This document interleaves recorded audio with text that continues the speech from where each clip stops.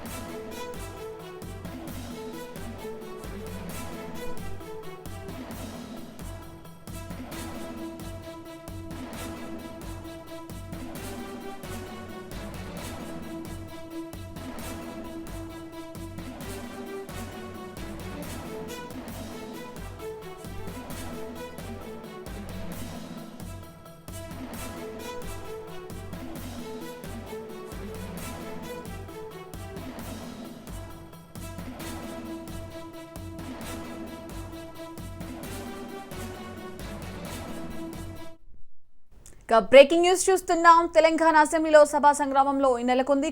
మొదటి రోజే తన పంతం నెగ్గించుకున్నారు కేసీఆర్. సభలో బీజేపీ సభ్యులను భరించని గులాబీబాస్. అసెంబ్లీ నుంచి బీజేపీ ఎమ్మెల్యేల సస్పెన్షన్ నెలకొంది. సస్పెన్షన్ ముగిసే వరకు సెషన్స్ ముగిసే వరకు కూడా బీజేపీ ఎమ్మెల్యేల సస్పెన్షన్ కొనసాగింది. ప్రశ్నించే గొంతుకులపై గులాబీ కత్తిపడింది. బీజేపీ ఎమ్మెల్యేలే టార్గెట్ గా టీ సర్కార్ పనిచేస్తోంది. హరీష్ అసత్యాలను బీజేపీ ఎమ్మెల్యేలు అడ్డుకున్నారు. బీజేపీ ఎమ్మెల్యేలకు సమాధానం ఇవ్వకుండానే వేటు వేశారు. సస్పెన్షన్ కు వ్యతిరేకంగా అసెంబ్లీ ముందు బీజేపీ ఎమ్మెల్యేలు నిరసన తెలిపారు. టీఆర్ఎస్ సర్కార్ తీరుపై బీజేపీ ఎమ్మెల్యే ఈటెల ఫైర్ అయ్యారు. ప్రశ్నించే గొంతును ప్రభుత్వం అణిచివేస్తుందని ఆగ్రహం వ్యక్తం చేశారు. బీజేపీ ఎమ్మెల్యేలను అరెస్టు చేశారు పోలీసులు. మాజీ మంత్రి ఈటెల రాజేందరే ప్రధాన టార్గెట్ గా కనిపిస్తోంది. ఈటెలను సభ నుంచి పంపించేందుకే ఈ స్కెచ్ వేసినట్టు తెలుస్తోంది. బీజేపీ సభ్యుడిగా తొలిసారి అసెంబ్లీలో అడుగుపెట్టారు ఈటెల. రాజేంద్రుడి రాకతో చంద్రశేఖరుడి కుతంత్రమంతా బయటపడుతుందని కేవలం ఆ విషయంతోనే వేటు వేసినట్టు తెలుస్తోంది. ఈటెల గెలుపును గులాబీబాస్ ఓర్వలేకే ఈ పని చేసినట్టు తెలుస్తోంది. సభలో ఈటెల లేకుండా చేసేందుకే టీ సర్కార్ ఎత్తుగడ వేసింది. మరోవైపు సభలో గందరగోళం సాకు చూపే సస్పెన్షన్ వేటు వేశారు. ఛాన్స్ దొరకడంతో బీజేపీ సభ్యులపై సస్పెన్షన్ వేటు పడింది.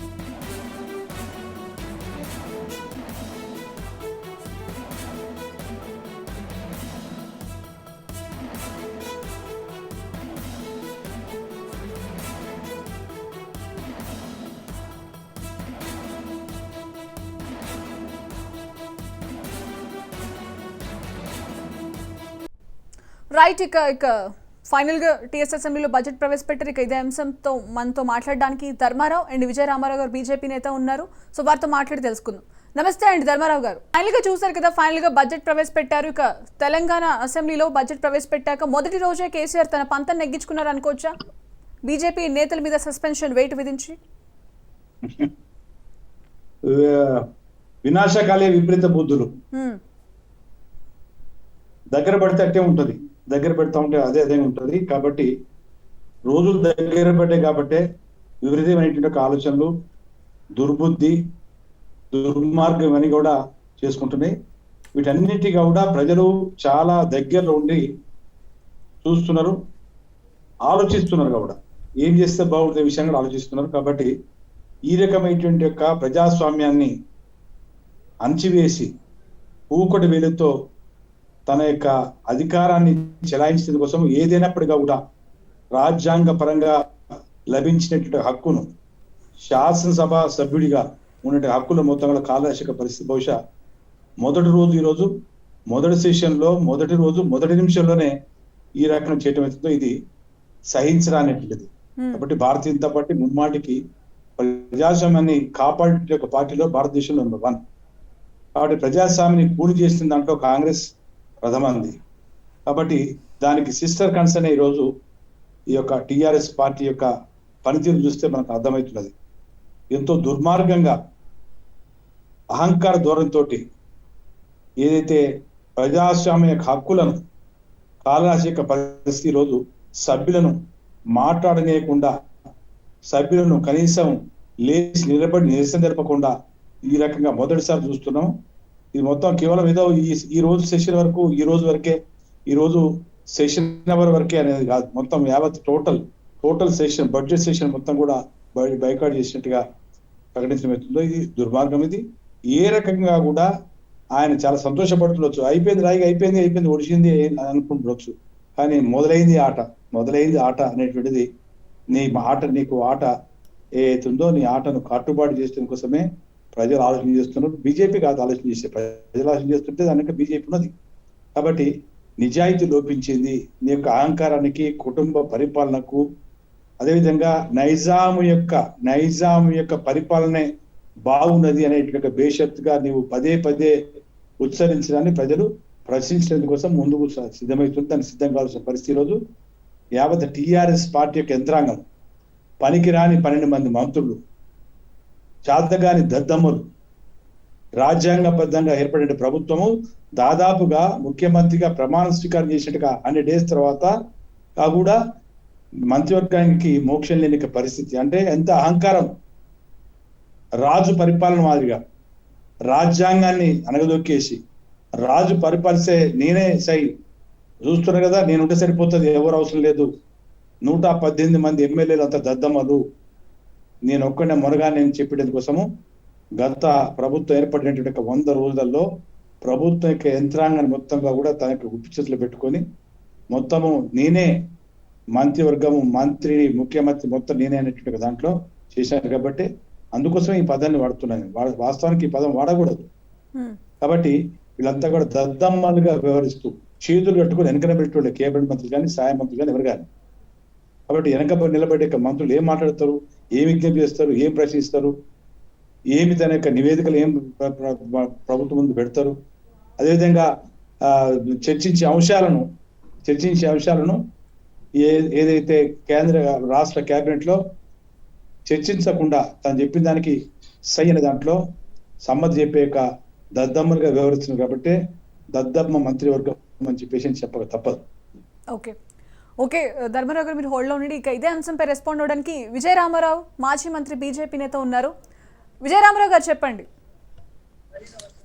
వినిపిస్తోందా? వినిపిస్తుందమ్మా. చెప్పండి.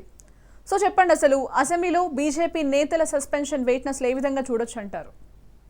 ఆయనకు బీజేపీ పార్టీ పక్షాన శాసనసభలో ఎమ్మెల్యేల సంఖ్య పెరిగింది.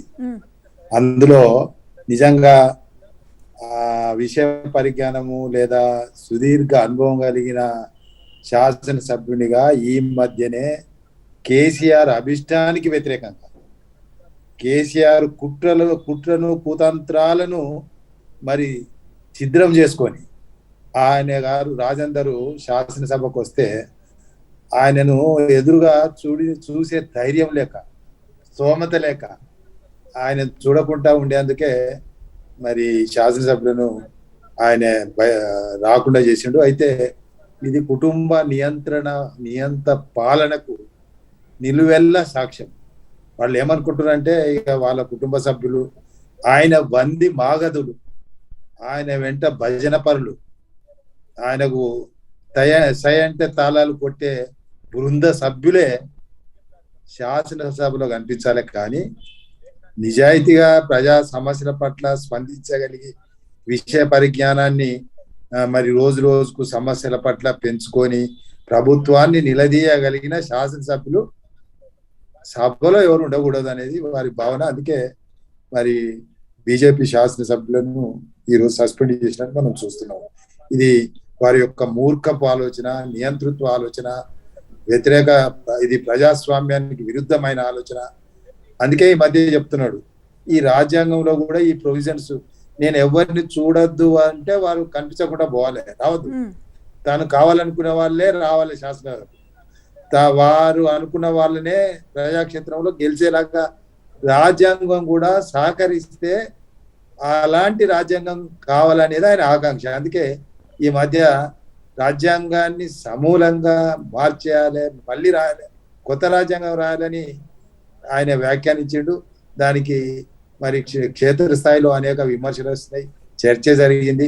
ఎవరు కూడా ఎక్కడ కూడా కేసీఆర్ నర్శించలే. కానీ మరి బడ్జెట్ ప్రవేశపెట్టిన సందర్భంగా ఆర్థిక మంత్రి హరీష్ రావు గారు, ఇది నిజంగా హాస్యాస్పదం అనిపిస్తుంది, అంబేద్కర్ గారిని పొగుడుతున్నాడు. 145 ఫీట్ల విగ్రహం దేబోతున్నాడు అని ఎంతో మురిపంగా సంతోషంగా చెప్తున్నాడు. ఆయన గారట మన అంబేద్కర్ గారు దృఢమైన లిఖిత రాజ్యాంగాన్ని ఈ దేశానికి అందించడని శాసనసభలో చెప్తున్నావు. మరి దాని విశిష్టత ఏందో, అది మరి దానిలో ఉన్నటువంటి గొప్పతనం ఏందో, దానిలో ఉన్నటువంటి మరి నిజంగా సారాంశం ఏందో, ఇతర రాజ్యాంగాల కంటే అది ఎట్లా మిన్నగా ఉంటుందో, ఎందుకు దీర్ఘ లిఖిత రాజ్యాంగం అయిందో మీ మామకు చెప్తే బాగుండేది కదా. ఆయనకి అది మాట్లాడకపోయేది, ఎందుకో మీకు టైం దొరకలేదా? మళ్ళీ ఈరోజు హరీష్ రావు గారు శాసనసభకు ప్రవేశపెడుతున్నటువంటి బడ్జెట్ ఇది ముందుగా గవర్నర్ ప్రసంగాన్ని రద్దు చేసింది. రాజ్యాంగబద్ధమైన బడ్జెట్ సమావేశాలలో ఇది ఒక సాంప్రదాయం. ఇది నిన్న మొన్న కేసీఆర్ కొరకు వచ్చిన సాంప్రదాయం కాదు గవర్నర్ ప్రసంగించడం. ఇది దేశవ్యాప్తంగా భారత రాజ్యాంగం అమల్లోకి వచ్చిన తర్వాత అన్ని రాష్ట్రాలలో కొనసాగుతున్న సాంప్రదాయం, సంస్కృతి. మరి దీన్ని చిన్న బ్రేక్ తీసుకుందాం, బ్రేక్ తీసుకుని తిరిగి సో చెప్పండి, అసెంబ్లీలో బడ్జెట్ ఏదైతే ప్రవేశపెట్టారో, సో టీ సర్కార్ బీజేపీ ఎమ్మెల్యేలని టార్గెట్ చేసి పనిచేస్తుందని అనుకోవచ్చా? బేసిక్ గా వాస్తవానికి ఈ సర్కార్ అవుతుందో ఈ కప్ సర్కార్ మాత్రం అయిపోయింది. ఈ కప్ ద్వారా సర్కార్ అనడం సాధ్యం కాదనే విషయం తెలుసు. ఈ సర్కార్ యొక్క వ్యవహార శైలి ప్రజలందరూ కూడా ఆలస్యమైన అర్థం చేసుకుంటున్నారు. రెండవసారి ప్రభుత్వాన్ని చేతబుట్టిన తర్వాత అహంకారం పెరిగిపోయేది. ఏం చేసినా చెల్లుబాటు అనేటువంటి దుర్బుద్ధి పుట్టింది. కాబట్టి వినాశకాలే విపరీత బుద్ధులుగా ఈరోజు బీజేపీకి ఉన్నటువంటి ముగ్గురు శాసనసభ్యులు, ముఖ్యంగా మన గెలిచినటువంటి ఈటెల రాజేందర్ గారు, అంతకుముందు ఉప ఎన్నికలు గెలిచినటువంటి రఘునందన్ రావు గారు, మా యొక్క రాజా సింగ్ గారు లీడర్ ఆఫ్ ది హౌస్, ముగ్గురిని కూడా సస్పెండ్ చేయటము, అది మొత్తం కూడా ఈ యొక్క మొత్తము శాసనసభ సమావేశాలు, బడ్జెట్ శాసనసభ సమావేశాలను మొత్తం కూడా అటెండ్ కాకుండా బహిష్కరించినట్టుగా అనౌన్స్ చేయడం జరిగింది. ఇది చాలా దుర్మార్గమైనటువంటి పనిది. ఏ రకంగా చూసినప్పుడు కూడా మనం జరిగిన ఎన్నికలలో, హుజురాబాద్ ఎన్నికలలో పరువు పోయి పదవి పోయి అన్నిటి కూడా కోల్పోయినట్టుగా ఈరోజు టిఆర్ఎస్ ప్రభుత్వము ముఖంగా చూడలేని పరిస్థితి. ఈటెల రాజేందర్ గారు ఒక బడుగు బలహీన వర్గాలకు సంబంధించిన నాయకుడే కాదు, అంత మాత్రమే కాదు, ఒక విజన్ లీడర్, చాలా కింది స్థాయి నుంచి వచ్చినట్టు ఒక నాయకుడు. ఆయన గెలవకుండా శతవిధాలుగా రాష్ట్ర ప్రభుత్వము, ముఖ్యమంత్రి, యావత్ మొత్తము క్యాబినెట్ మొత్తం కూడా, మంత్రులు మొత్తం, ప్రజాప్రతినిధులు దాదాపు 1500 మంది అక్కడ రైతు పనులు పనిచేస్తే ఆఖరికి ఏమైందంటే పరుగు పోయింది, వాళ్ళ పరుగు పోయింది. కాబట్టి ఈటెల దగ్గర ముఖం నేను చూడనని చెప్పేసి అని టిఆర్ఎస్ మరి లేజిస్లేటివ్ పార్టీ మీటింగ్ లో నేను ముఖం చూడని చెప్పాడు. బహుశా అదే కావచ్చు దానికి రీజన్, ఇవాళ సస్పెండ్ చేసడానికి కారణం అదే ఉండొచ్చు. ఓకే, ఆయన నక్సలైట్ కాదు, ఈరోజు బీజేపీ యొక్క శాసనసభ్యుడు, నీ సహచర ఉద్యమకారుడు, నీ సహచర గత మంత్రివర్గంలో గతంలో జరిగిన శాసనసభ సమావేశంలో తను ఈ యొక్క మంత్రివర్గంలో నీ సహచరుడు. కాబట్టి ఈ రకంగా ఒక మనిషిని అవమానపరిచి, ఒక పార్టీని అవమానపరిస్తే చాలా అవమానాలు చూసినాం. భారతీయ జనతా పార్టీ జాతీయ పార్టీ అయినప్పటికీ కూడా అనేక అవమానాలు, అనేక ఇబ్బందులు చూసినాం. కాబట్టి నీ యొక్క ప్రవర్తన అవుతుందో ఇది ఏ రకంగా కూడా ఉపయోగకరంగా లేదు నీకు. నీ చుట్టుపక్కల ఉన్న వాళ్ళు ఎవరు కూడా దీన్ని సమర్థించరు. వాళ్ళంతా కూడా జీ హుజూర్ గానిలే, మొత్తం నీ ఏమంటున్న వాళ్ళందరిగా కూడా జీ హుజూర్లే. మీ ఇటుపక్క, అటుపక్క, ఎడమ పక్క, కుడిపక్క, ఎనక పక్క వాళ్ళంతా జీ హుజూర్ తప్పితే ఇది కావాలి, అది చేయాలి అని చెప్పే సాహసము, ధైర్యం ఎవరికి లేదు. ఎందుకంటే బికాస్ రాజ్ మహారాజుగా, కుటుంబ పార్టీగా, కుటుంబ రాజకీయాలను శాసించే వ్యక్తిగా, డబ్బుతో రాజకీయం చేసే వ్యక్తిగా, ఈరోజు ప్రాంతీయ పార్టీగా నీ యొక్క సంగతి మొత్తం తెలుసు.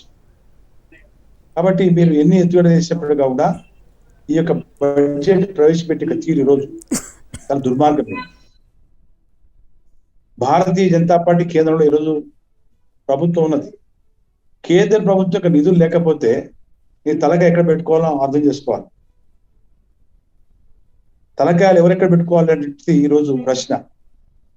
కేంద్ర ప్రభుత్వం యొక్క సహకారం ఎస్ తప్పనిసరిగా ఫెడరల్ ప్రభుత్వంలో కేంద్రము రాష్ట్రము సఖ్యత అవసరం. కేంద్రము లేనిది రాష్ట్రం ఉండలేదు. కాబట్టి ఈ రోజు బడ్జెట్ యొక్క ప్రవేశపెట్టే కేవలం పేపర్లకే పరిమితం అయిపోయింది. గతంలో మీరు ప్రవేశపెట్టేటువంటి 2,25,000 కోట్ల బడ్జెట్ అవుతుందో అది పేపర్స్కే పరిమితం అయిపోయింది.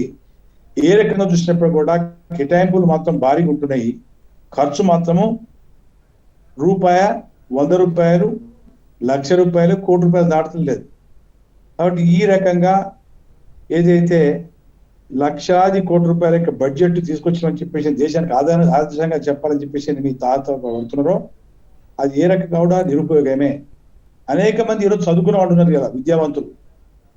రాష్ట్రంలో లక్షలాది మంది నిరుద్యోగులు ఉన్నారు. ఓకే రైట్ ధర్మారావు గారు, కేవలం బీజేపీ నేతల మీద టార్గెట్ చేసే ఈ పని చేశారని చెప్పేసి కూడా అంటున్నారు.